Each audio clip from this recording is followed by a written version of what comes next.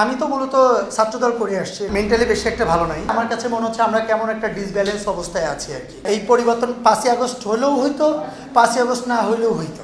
আলহামদুলিল্লাহ ভালো আছি, বাট মেন্টালি বেশি একটা ভালো নাই। বিকজ আপনারা জানেন যে রিসেন্টলি বেশ কিছু কর্মকাণ্ড আমাদেরকে খুব ব্যথিত করেছে। বিকজ আমরা তো আর্টিস্ট, আমরা সব জায়গায় এটাই আমাদের কর্ম, আমাদের রুটি রুজি এটার উপরেই চলে। বাট বিভিন্ন নিউজের মাধ্যমে জানতে পারলাম, আর্টিস্টদের মাধ্যমে জানতে পারলাম যে আমাদের আর্টিস্টরা এখন তো এমনিতেই সিনেমার সংখ্যা কম। তো সারা পৃথিবীর সমস্ত ধরনের আর্টিস্টরাই কিন্তু কিছু লাউঞ্জ করে, লাউঞ্জে উদ্বোধন করতে যায়, কিছু আবার দোকান উদ্বোধন করতে যায়। এখন সেলিব্রিটিদের কাজই কিন্তু এটা অ্যাকচুয়ালি। হ্যাঁ, তাদের সেলিব্রিটি না হলে তো তাকে কখনো এইভাবে সম্মান দিয়ে কোথাও নিয়ে যাবে না।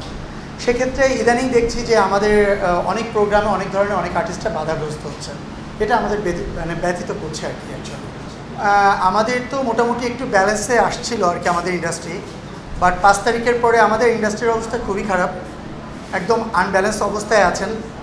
আমার মনে হয় না কোনো আসলে সত্যি কথা বলতে গেলে কি, সরকার যেই আসুক, যে দলই আসুক না কেন, তারা যদি নির্বাচিত হয়ে আসে হয়তোবা তার কাছে হয়তোবা অনেক দায়বদ্ধতা থাকে, আমাদের অনেক আশা, অনেক আকাঙ্ক্ষা তার কাছে থাকে, সেটা দায়বদ্ধতা থেকে যায়। কিন্তু এক্ষেত্রে আমার মনে হচ্ছে সেটা হচ্ছে যে আমাদেরকে কেউ দায়বদ্ধতা নাই, আমার কাছে তাই মনে হচ্ছে। কাউকে আমরা কিছু বলতে পারছি না।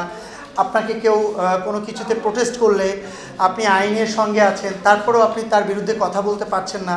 এটা আমার কাছে মনে হচ্ছে আমরা কেমন একটা ডিসব্যালেন্স অবস্থায় আছি আর কি। আরেকটা বিষয় সেটা হচ্ছে আমরা আর্টিস্টরা আমরা উন্মুক্ত।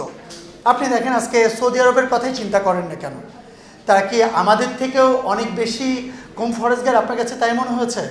হ্যাঁ, পাকিস্তানের কথা চিন্তা করেন না কেন, কিন্তু সৌদি আরবের মতো জায়গাও কিন্তু এখন সিনেমা হল কিন্তু চালু হয়েছে।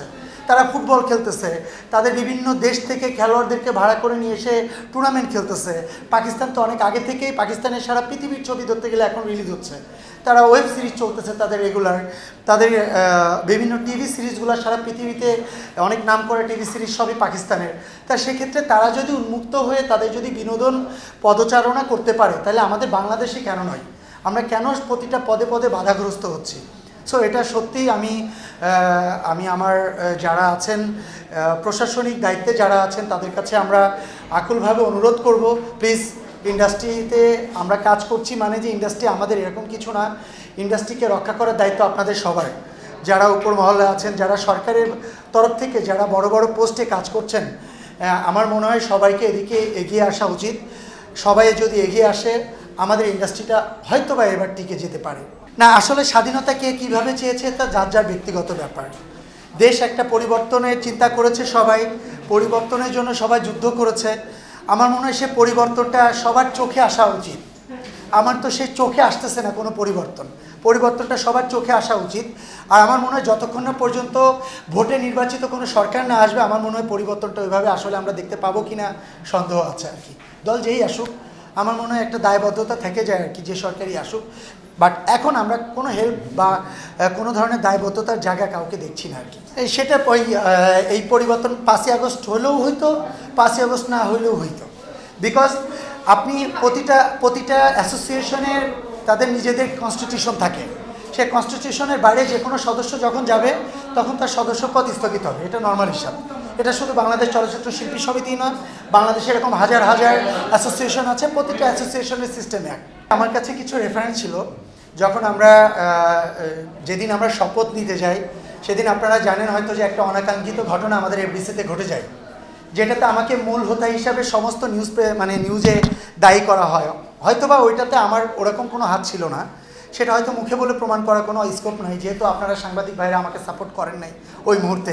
সো সেখানে কিছু করার ছিল না। সেখানে সমকাল খবরের কাগজ আমাকে নিয়ে কিন্তু অনেক বড় বড় হেডলাইন হয়েছে, কিন্তু যে আমি কোন দল করি বা আমি আমার অতীতে কোন দল ছিল, আমি কি করতাম না করতাম, এটা অনেক বড় বড় হেডলাইন হয়েছে, যে যাতে আমার যে নবনির্বাচিত যে কমিটিটা, সেই কমিটিটা থেকে যাতে ভেঙে দেওয়া যায়।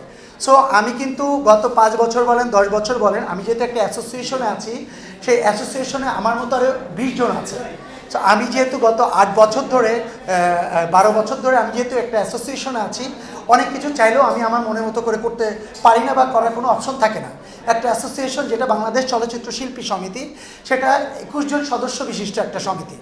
সো সেই ক্ষেত্রে আমার যে ক্যাবিনেট মেম্বাররা আছে সেখানে 20 জন যে সিদ্ধান্ত নেবে, আমি বাধ্য সে একজনের সিদ্ধান্ত তাদের মতো করে নেওয়ার মতো।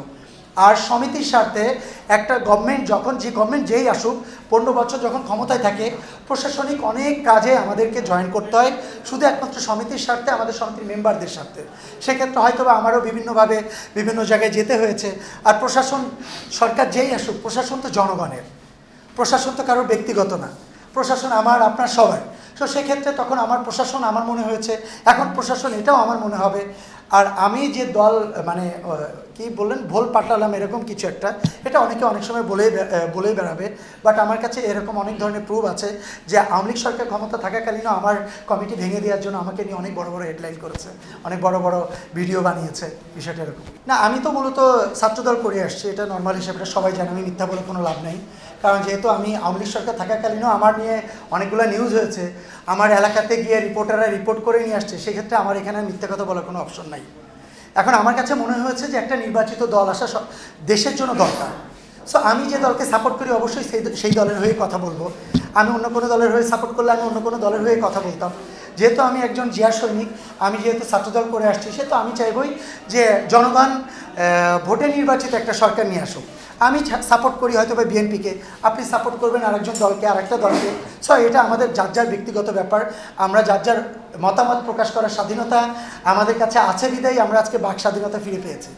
না, আমার পক্ষে সাপোর্ট করে নাই বলতে এরকম কিছু না, আমার পক্ষে অনেকেই সাপোর্ট করে নাই, আবার অনেকে আমার পক্ষে সাপোর্ট করেছে। ভাই, আজকে একজন আর্টিস্ট, আমি এখানে দাঁড়িয়ে আছি অনলি ফর আপনাদের জন্য। আমি তো কিছুই না, আমাদের মতো যত সুপারস্টারই বলেন না কেন, সব সুপারস্টার কিন্তু শুধু সামনের দিকে এগিয়ে যাবে ভালো কাজ এবং আপনাদের সাপোর্ট। ভালো কাজ করেও কোনো লাভ নাই যদি আপনাদের সাপোর্ট না পাই। আসলে এটা আমার আর ডিটেলসই দেওয়ার কোনো, অনেক পেপার পত্রিকায় আসছে আমাকে নিয়ে। আমি যখন গভর্নমেন্ট কলেজে ছিলাম, গভর্নমেন্ট কলেজ এয়ার কমিটির প্রেসিডেন্ট থেকে শুরু করে আরও অনেক পোস্ট আমি হোল্ড করেছি, তখন আমার নিউজগুলোতে খবরের কাগজ আর হচ্ছে সমকল, তারা একদম আমার বাড়িতে গিয়ে সমস্ত নিউজ কালেক্ট করে নিয়ে আসছে এনে। আমার তখন অলরেডি আওয়ামী লীগ সরকার জাস্ট রিসেন্টলি পাস করেছে এবং আমারও ক্যাবিনেট পাস করেছে, জাস্ট আমার কমিটিকে ভেঙে দেওয়ার জন্য অনেক ট্রাই করেছে। বাট আমি মনে করি আমি একজন মানুষ, আমি কোনো দলের না, আমি একজন আর্টিস্ট, আমি কোনো দলের না।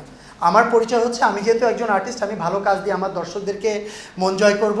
যারা আমাকে পছন্দ করে না তাদেরকে আমি আমার ভালোবাসা দিয়ে, আমার মনুষ্যত্ব দিয়ে, আমার ব্যক্তিত্ব দিয়ে তাদের মন জয় করব।